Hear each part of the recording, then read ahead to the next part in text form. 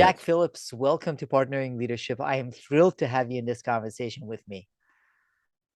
It's my pleasure. Thank you so much for having me on your program. Jack, you have done such great work, as I was mentioning to you before we started recording. You are a legend in measuring impact, and I have studied your work for so many years and really excited with your new book that's coming out, Show the Value of What You Do, helping all of us understand, whether it's projects or initiatives in our organizations, how to show the value of what we do effectively. But before we get to a conversation around that, would love to know whereabouts you grew up and how your upbringing impacted the kind of person you've become, Jack. Okay. Well, I grew up in a farming family, and so we had a very strong work ethic. We worked hard and long hours, and so I kind of carried that through my whole career. But my first degree was engineering, and it just fits so well with me. Math was a second degree, physics a third degree. So I that logical, rational approach helped me because it wasn't long in my career I switched over into the training area, and I was not long into that field got a request to show the value of a cooperative education program that we had at Lockheed, a co-op program. So I was a co-op director there, and I was actually asked to show the ROI of having a co-op program. We had 350 co-op students going on in the organization, and so it's a logical question to ask, and it came from the chief engineer who's paying for all of it. And so, but with my background, it just fit well because I needed a master's thesis at that time. I was working on a master's in statistics. And I remember after getting that request, I called my thesis advisor and I said, look, I think I got a project here for us. We want to show the actual ROI of having a cooperative education program. And we got a big one here, 350 students annually. And he says, sounds good to me. I said, we're going to take it all the way we're going to have experimental versus control group, and we're going to take it all the way to ROI. So that's what we did. That got me into this. And so we actually completed that project. But there's some interesting things that came through that really set me on this path. And first, when we finished it, we did have a positive ROI, and it basically showed that it was adding value to Lockheed, more value than we're costing us. That's good. But also we showed some things that not working so well that we could improve. So when I got done with my presentation to the chief engineer and all the division engineers in the room, the chief engineer said to his division engineers, let's keep this program. You see, he didn't tell me he was thinking about killing it, but that's what they often do when they start asking what something costs and the value of it and so forth. And so he says, now Jack has told us some things we need to change to make it a better program. And would you welcome Jack into your department and let's create a good partnership? So from that, I got my funding, I got my budget, but I got new business partners that I need. I actually needed them later on when I became the advanced technology training manager, and shortly after that. And I got a better program because we made it better. And so I walked away from that saying, hey, if you just show the value of what you do in a very credible, logical, rational way, it can have wonders for you. It can do wonders for you. And so that's a spark that created what we're looking at now. And we kept working with this, kept applying it in different areas. And I kept moving up the corporate ladder, ultimately became president of an organization, but still use this. And we wrote our first book in 1983. Unfortunately, it was about 400 pages. and it had words that frightened people on the title and cover.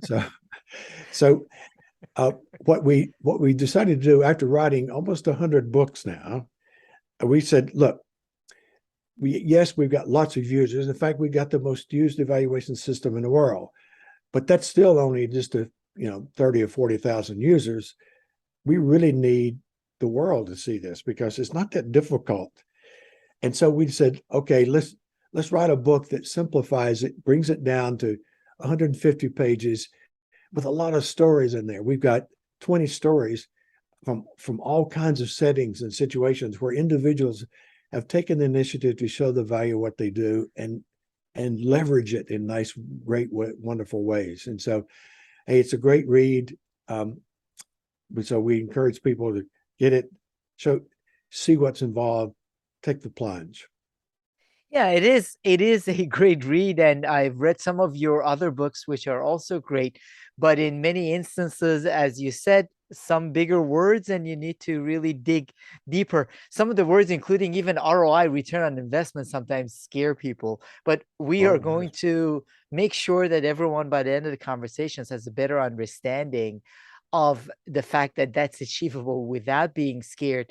Now, one of the things that you say is a myth, Jack, is that a lot of times the people I interact with feel that it's hard to show value for what it is that they do. And they come up with rational explanations in their mind. They say, we work in a government agency and it's hard because the impact of what we do is so long term. Or they work in a healthcare institution and they say it's hard to measure the impact of what we do. And in the book, you focus a lot on starting out with measuring impact. How can we focus on measuring impact and make sure that we are able to show eventually a return on investment on projects that sometimes people have a tough time wrapping their head around? yes, a lot of issues in that question. So thank you. So first, uh, we when we started off, we were working mostly in business. You fast forward now, about 70% of our business, our customers, I should say, are in the non-business area. They're nonprofits or governments or NGOs. So it's shifted because those organizations have the same kind of issues. They need to show the value of what the services they deliver. So if you think about the impacts, what we call the business measures, they're actually in any organization. If you think about a government setting, for example, the work that anyone does has four major categories. One is the output. That's the work that they actually do. It's whether it's pushing a form from one desk to another, that's the output. Second, they have quality. That's the mistakes, error, rework they have to do. Third, the time it takes to do it. And then the cost of getting it done. So output, quality, cost, and time are there in every setting. So we have to make sure in the public sector that we get them to think that ROI is not about profits. It's really cost avoidance. We're going to spend some time and money on a project, and we're avoiding more costs than it's costing us for the project. That's a positive ROI, and it works quite well. It fits quite well in the finance and accounting work in terms of using their formula for that. So now we start with the end in mind, and that's a switch for some people. You see, typically when they have a project, it's something they want to do different. For leadership, for example, they often seek new leader behaviors or new leader competencies. We see this now shifting with the pandemic, where we work on inclusiveness and empathy and so forth. But we raise the question, so why are you doing this? What's the consequence? If I do this, what impact will it have? If there's no consequence, we have to ask the question, why do it then? Because you'll never know, never see any value here. But in reality, there is a reason for doing it. And you can box it into one of those categories. I get more work done, maybe. That's productivity. I can take less time to get it done. That's time. Or I can make fewer mistakes. That's quality. But it might show up as being in compliance, retention, absenteeism, incidents. There's all kinds of measures that can still fit into those categories. So we ask people to think through why you're doing this and why is not action or behavior. Why is the consequence? Think consequence. when you have that end in mind with a very clear business measure, and then you decide, what do I have to do to get to that? That's my solution now. You'll keep the focus on that because you set an objective around that, and you'll keep that in mind all the way through the project. So there's no mystery at the end of what did this do for me, because you're starting with that measure and you're sticking with it throughout the process. It's a business alignment that begins early and it stays in the process until we follow up. So it works quite well in the public sector. In fact, there are more of our examples of those 20 stories in the non-business than in the business section. Starts off with a chaplain, and I'll just build on that because you mentioned healthcare. A chaplain was faced with a challenge that's occurring right now in our healthcare system. The healthcare system is saying to chaplains, look, if you cannot show the value of what you are doing in terms that I can appreciate and understand, and that's really money, then I'm not sure I can continue to fund you. Now, that's kind of harsh. We could argue that, why can't you see the value of spiritual care? But what they're saying is, unfortunately, we got to have more than that.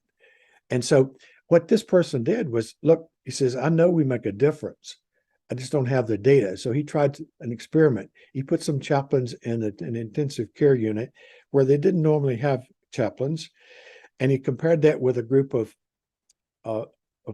patients in intensive care that matches up quite well. And he compared the two groups. And so what he found is he reduced the length of stay for those with chaplains.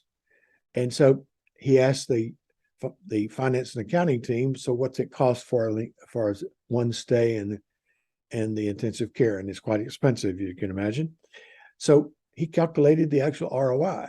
He presented that to his hospital administrator, and he says, okay, this is what I need. This makes me feel good about this, and this gives me the evidence I need to support what you're doing. Life changed for him.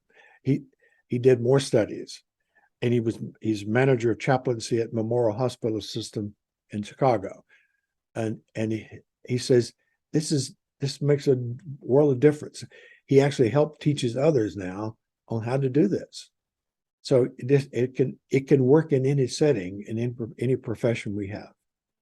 I love that example on so many levels, Jack, including the fact that it's one of those things that, first of all, if I had thought about it, I would have had a hard time thinking about how to go ahead and measure the impact. And second of all, a lot of times we want people to just take it for granted that we are having an impact.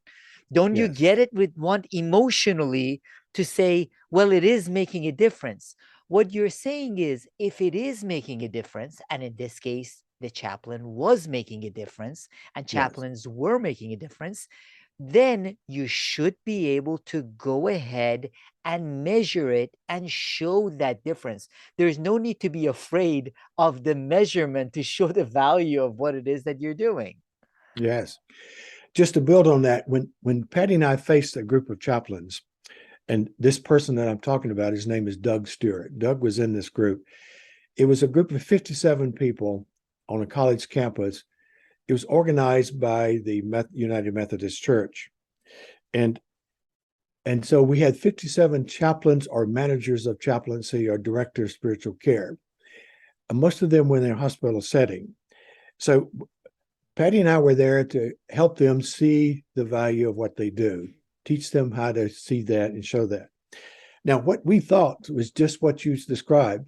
We thought we'd have some people complaining in a nice way, of course, they're chaplains, complaining that why can't you take it for granted that spiritual care adds value? Why should we have to turn it into money? But instead of having complaints, we were surprised. Here's what they're telling us. Look, we know we make a difference. We see it every day. We just don't have data to show it. We see it in outcomes. We know that spiritual care affects the patient outcomes. We see it in the length of stay, how long they stay in the hospital. We see it in the patient satisfaction, and that's drives is the amount of reimbursement you get. because we work with the families and the patients. We make sure that they're satisfied. And we work with the staff because a lot of employees in the healthcare system, you can imagine this these days, they come to their chaplain at the end of the day for some quiet time, and they say, "You make a difference in me being there. You make a difference in me staying with this organization and staying in this job." So they said, "Look, we affect turnover. We affected the retention of your team. That's money." So what they were telling us, look, we know we make a difference. Just show us how to get to this. And that's what we did. And Doug was one of those. Out of the 57, 26 continued on, and they're working through their studies. And if you don't, this would be hard to believe, but we have planned a study, a book to be published called the Measuring the ROI of Chaplaincy, published by the United Methodist Church. So that's just one example of so many areas out there that we can work in. That's a good example to look at because we think, look, if a chaplain can show the value of what they do, I should be able to show the value of what I'm doing. And that we would agree. And that's why we talk about that. And we started with that story in the book. And one of the key points that you make, Jack, I think is important to underline, is that it's not just showing the value of what you do in trying to justify what it is that you're doing. By trying to measure the value of what you do, you can then make revisions in order to increase the value. So this is the right thing to do. It's not just a justification for what it is that you're doing. Yes, exactly. In fact, we suggest that the number one reason you should do this is process improvement to make it better. Even if you've got a successful project, let's make it better next time. So it's a relentless focus on process improvement. Yes, you can get funding that you need. Yes, you can build good relationships, get good support, get commitment that you need, get the respect that you need, get the influence that you need. But you can also make it a better system, a better process, a better project next time. So yes, that's a huge issue. Now, one of the places that I know you had spent some time and some books on, which I wanted to visit briefly in this conversation, is a lot of organizations spend a lot of time on training and development. And with training, you also go through the reaction, learning, application, impact, and eventually ROI measurements. I wonder though why it is that even with training, most cases still the only thing that is being looked at is that reaction. So in organizations, a lot of projects, people aren't looking at the impact.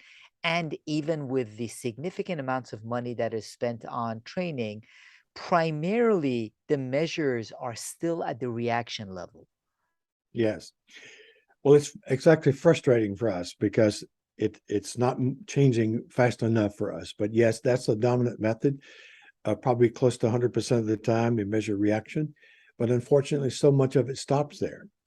Uh, and it's easy to measure. You've got a group of people in some kind of captive audience way. You can collect the data easily. And so for convenience, we do that, and we've gotten away with it for a long time. But the executives won't settle for that anymore. So it's not just how they reacted, but it's also what they've learned. And quickly they'll tell you, well, it's not really what they know, but it's what they do with what they know. That gets us to application. But then other executives as well, just doing something is being busy. I got to see the consequence of that. That's the impact. So it's being driven by the senior executives. Our work is being driven by the top executives and particularly the chief financial officer. And I wish it wasn't that way. And we're trying to get learning and development teams be proactive in this. Show you the value of what you do to executives. Don't wait for them to ask you for it. It's too late for some when you do that because you're now in you're a defensive position. You have a short timeline to produce some results, and you've got ROI on someone else's agenda. You want to keep it on yours. So that's our message with learning teams, but it's also we're technology groups. Technology groups have the same issues. You're still measuring the same 5 levels of outcomes on any of these projects that we're talking about: reaction, learning, application, impact, ROI. So to keep your IT budget going, we've got some clients. Our record was a $2 billion budget for IT annually. And you can imagine to sustain a budget like that, you've got to show the value of all that technology you have. And so it's not just in the soft area of HR and PR and L&D and those things, but it's in technology and marketing as well. One of our books is ROI in marketing, because marketing campaign, you need to see the value right through ROI for a lot of those campaigns too. So one of the things I wonder, Jack, is do any of the levels at any point become sort of opposite forces? And I ask this again from the training perspective, in that there are ways to increase the reaction that might reduce the impact. There are ways where you can have greater impact, but the reaction of the participants or people going through won't be as positive. Are any of the measures ever uh, uh, more important than others? So when organizations are looking at whether measuring projects or training, what should they focus in on? Should they be willing to sacrifice to a certain extent the initial measures like reaction for the sake of that impact? Yeah. So that's a great question. So you see, if you think about reaction, we break it into two categories. One is experience, and the other is content. The experience is, if you think about learning, it's the environment I'm in, it's the maybe even the temperature, it's the lunches, it's the quality of the speaker. That's my experience that I'm going through. We say that don't measure so much there, because you'll change that anyway if it's not working well. But what you want to focus on is content. It's the content that's going to bring lasting changes. And so we see that there's some content questions that are more critical than others. We find 4 very important ones. And the number one is, do you intend to use what you are involved in? Intent to use, whether it's technology or a new procedure or a leadership behavior program, intent to use will correlate with actual use, which is what you need to get to impact, of course. Now, also, net promoter score, as we call it, and it's would you recommend it to others? If you find value in something, you'd recommend it to others, more than likely you're going to use it because you feel that strong about it. That correlates with application as well. And then you've got important to you. The word important to you, your team, or to good health care, or whatever it is, your mission of your group. If it's important to that, you're going to probably use it. So that's a good one. And then finally, relevant. Is it relevant to you and your work and your needs? Relevance. So relevance, importance, intent to use, recommend to others are 4 good predictors of application and impact. And those are all content related. They're based on the substance of what we have, not the experience that we're in. And so we get carried away sometimes when we say, look, they're in this program and they're all happy about it. We tell our executives they're all happy with it. And we call those feedback forms happiness sheets. But being happy doesn't mean it translates into something good yet. So it's a great Yeah, point. a lot of times it doesn't. That's why it's important to measure that impact. The other concern, though, I typically hear from executives when we're having conversations about measurement is their fear of needing to spend a lot of time trying to come up with measures for the impact, and they don't want the measurements to get in the way of doing the work. So how can people think about, and executives and leaders of teams think about, measuring impact in a way that is supportive, can help them learn, but doesn't become another full-time job just focused on the measurement. Yes, great. Now let's think of leadership behavior, and this is where it's so critical. So much of the time we think about the behaviors, but we suggest that you look beyond that to the impacts. But instead of trying to understand, if I use this behavior, what's going to change in my system, we said, let's flip it around and say, what is it in your KPIs, your key performance indicators, for you and your team? What is it you want to change? What needs to improve? What's important to you to increase or make better? And that's usually not difficult to see, because there's some measure that's a sticky point, or it's something that's so important to our organization. It's something that I need to tackle. So we try to start with a measure that's important to them, something they need to improve. So there's a motivation to actually do it now. But we have to take another step. We have to say, now, given that particular measure that's important to you, can you actually improve it with this project that we have, this content that we have, these leadership competencies that we have? Can you get from here to there with this? And leadership development is a good example, because it's so flexible, so powerful, so needed.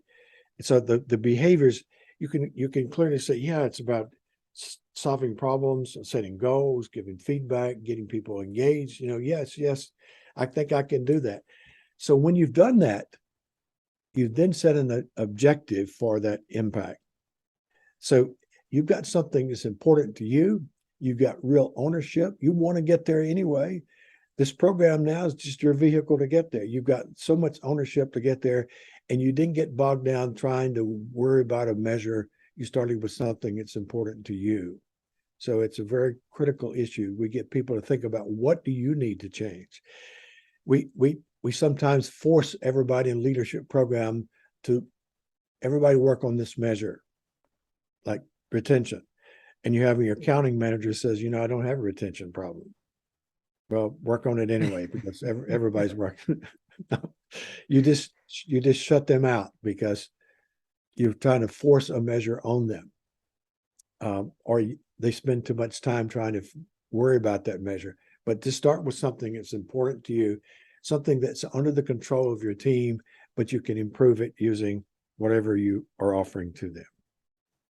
And the other thing, Jackie, that I think is really important in showing the value of what you do and focusing on measuring specifically with the impact that you keep emphasizing in the book, is that now that many organizations are working in more of a hybrid environment, where their people have more flexibility, some 2 to 3 days a week, some a little bit more, it requires much more alignment out and outcome focus, and that focus on impact. So I would love to hear your thoughts with respect to how showing the value of what you do fits with the hybrid nature of work that many organizations are finding themselves in now.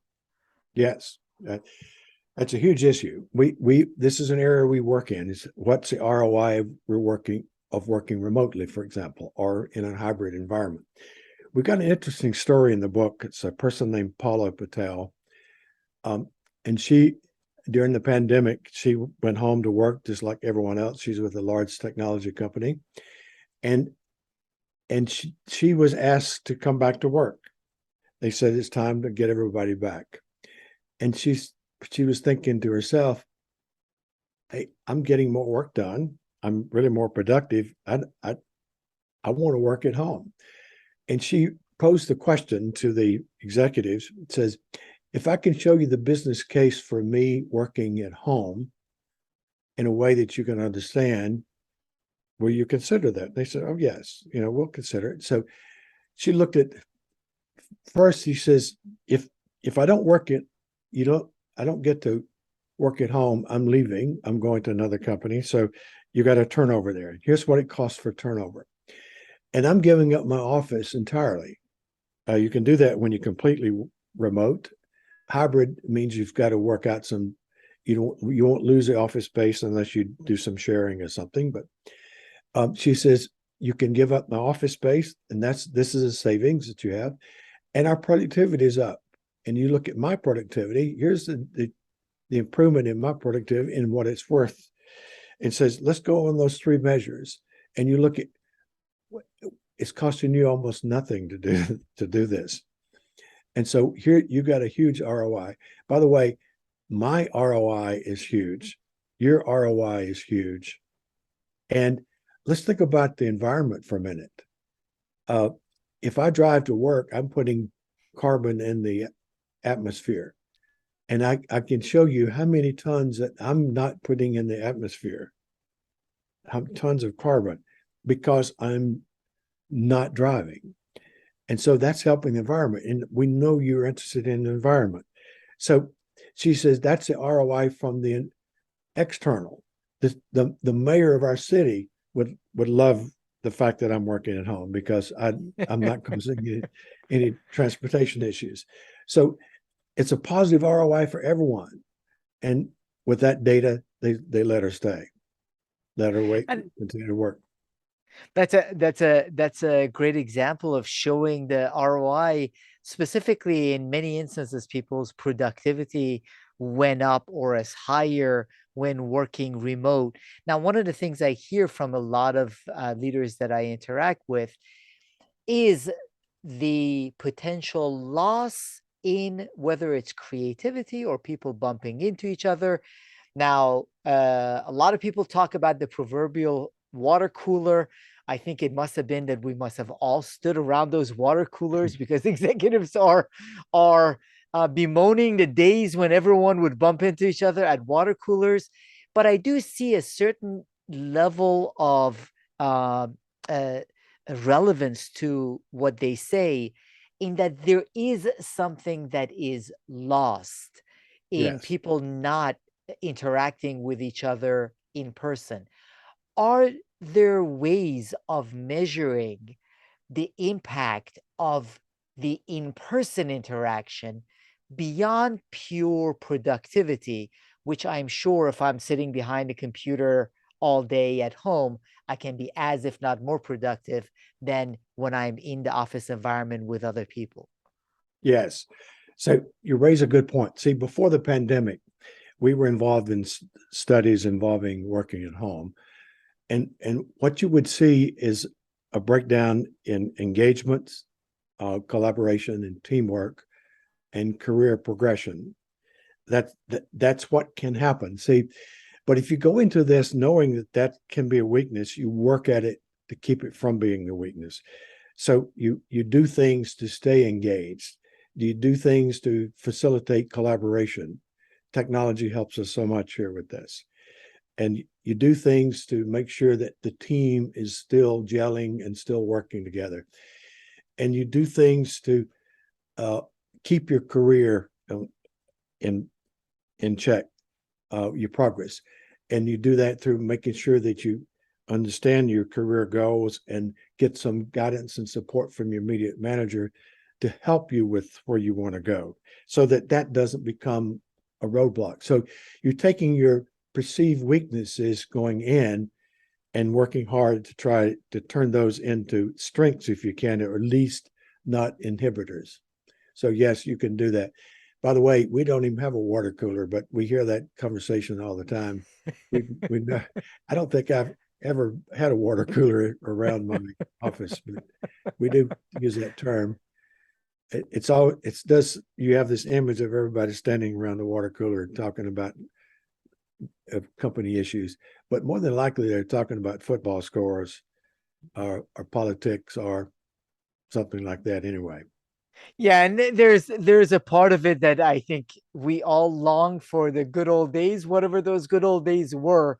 And maybe as in your case and mine, I don't ever recall going to a water cooler and hanging out with a bunch of other people and having a meaningful interaction.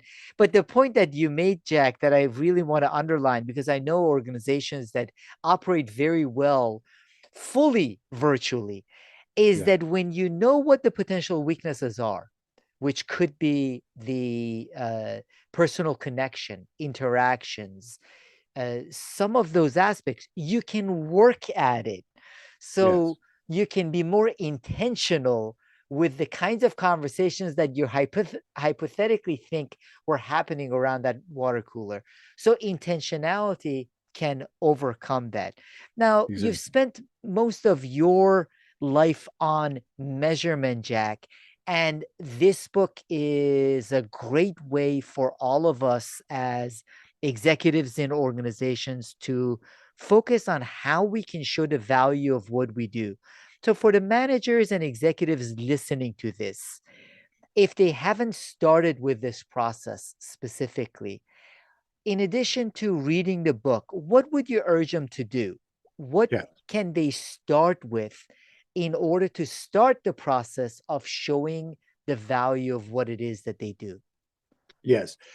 Well, obviously, the book is a start, and we've got some tools at the website that supports the book, some case studies. We take some of the case studies from the stories that are in the book and show you more detail in how they did this. And so you can learn more. We've got 1-day workshops that support it. And we've got a process that we've been doing for a long time. It's called ROI certification. It's if you really want to build serious capability in doing this for you and your team, you know, take that certification. Now, typically a leader doesn't want that much, but you can get probably what you need just for this book. Just, just, just thinking this way. For any project I have, anything I'm pursuing, I'm thinking about what's the reaction to it. What do everyone have to learn to make it successful? What will they be doing now, and what impact that will have? And is it going to deliver more value than it's costing me? So you're thinking ROI on your projects. And it's sometimes a leader can use this to show a value of their major projects that they often generate or are involved in. But also you can expose your team to it and just get a culture of accountability here, because you really want everyone to focus on what they do in this way. It's just not, we have this concern that we think that doing things is our ultimate accomplishment. I'm busy. We are quite busy with outcomes of of value to the organization. And quickly executives would say, no, it's not what you're doing. It's the consequence of what you're doing. And we have leadership providers that sometimes say, our senior executives want leader behavior. I'd like to talk to them, because I think what they want is the results of new leader behavior. And when they go clarify that, that's usually we want to make sure that they deliver the results. So we've got to get people to move beyond thinking that activities is where we need to be. It's really the consequence of those activities. So get started with it. The book is a good start, and there are tools that can support you along the way. You can get as deep into this as you want to, but we think the book, for most leaders and managers, that'll get them where they need to be. Try to build that culture of accountability within your team. It can make a big difference in the success of your whole team, because everyone's focused on the results that they need, impact level. It's a different mindset, Jack, and I think the mindset by itself is of real value. I love Clay Christensen's work on a lot of different fronts, including on the jobs to be done framework that he kept talking about. What you have done with this process over the decades that you've been advocating is taking that jobs to be done and breaking it down so we can think about the reaction level, the learning, the application or behavior change, the impact, and then ROI, because that's what at the end of the day people are looking for. That's the job to be done.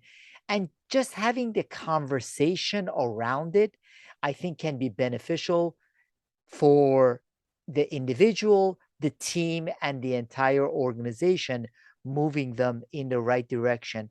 So, in addition to your book, are there any other books or resources you typically find yourself recommending as leaders want to focus more on impact and return on investment and measuring it rather than a lot of what is typically looked at, which is a lot more activity oriented? Yes. First, I want to mention this. The work itself, it follows that chain that you just talked about. And we forget that sometimes. The last week I gave a keynote for a conference in Dubai. It was a SHRM conference, the Society for Human Resource Management. It's a SHRM MENA conference. And so I was there with Marshall Goldsmith, and we were both giving keynotes. My keynote was about how to make sure your performance management system delivers results. And we start with just what you were describing. You know, if you go back far enough in time, we thought a good performance evaluation, we looked at the attitude of this person. Hey, we got the right work ethic, right attitude. I like this. But that gets us nowhere necessarily. And then it's what they know. You know, they got degrees, they got skills, they got certifications, but again, if it doesn't transform into something else, that's not worth much. And so then it's what they do. We focus our performance appraisal on what people are doing. They're following up, they're checking, they're doing. But these days we need to be at the impact level. We do this because of this. And so our performance management system has to be dominated by those KPIs at the measures. And there's even an ROI that's too frightening to even think about it. But we're getting a lot of requests saying, look, I need to hire a new person. But my boss says, unless you can show me the ROI of this new person, I'm not going to approve it. He says, can you show that? And we said, well, yes, you can. So I don't think we're going to get there in my lifetime that we'll be doing performance appraisal around what ROI are you delivering.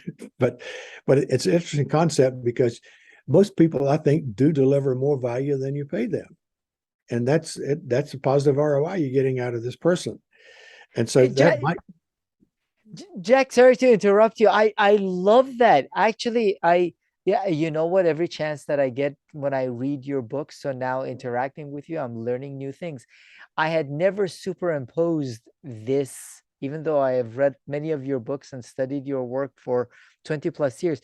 I never superimposed it on the performance management process of, you know, the reaction that this person has, the learning that they have, how they are applying their knowledge, the impact that they have, and then the return on investment. That is a different way of even performance management. I love it. Yes. And let's go to your point about what books. There's a great book to read that connects right with that issue as well. It's called Measure What Matters. It's by John Doerr. It's a New York Times best-selling book. It's just a needed reference book for anyone. John began his career in Intel, and he started working with a system called Objectives with Key Results, and they call them OKRs. And it's really setting good, clear objectives with key results tied to them, very specific. And he learned this, and he took it to. He was successful within Intel, and he got this system from Andy Grove. He was his CEO later of Intel and was a remarkable CEO there. But John kept working this, and he finally took it to a venture capital firm called Kleiner Perkins, and said, "Look, we ought to help the startups with this." So some of his early clients that they supported and started up was Google, for example. Google, the co-founder of Google, Larry Page, writes a foreword in this book. And he says, look, I don't write forewords to books, but I wanted to write this one because John Doerr, with the OKR system he would teach us, made the difference. And we learned this. So we give a lot of credit to this. Yes, we had good talent. We had a great idea, but the focus we needed came from this. So I'd say that's a must-read book. Measure What Matters. John's thinking tracks so much of what we do. We wrote a book on Beyond Learning Objectives is the name of it. And another book is 10 Steps to Successful Business Alignment. Both of those kind of get to the same issues that John was, but John does a much better job putting that together. So a must read. And there's a lot of others out there, but we'll drop with that one. You are very modest, Jack. I do love that book, Measure What Matters.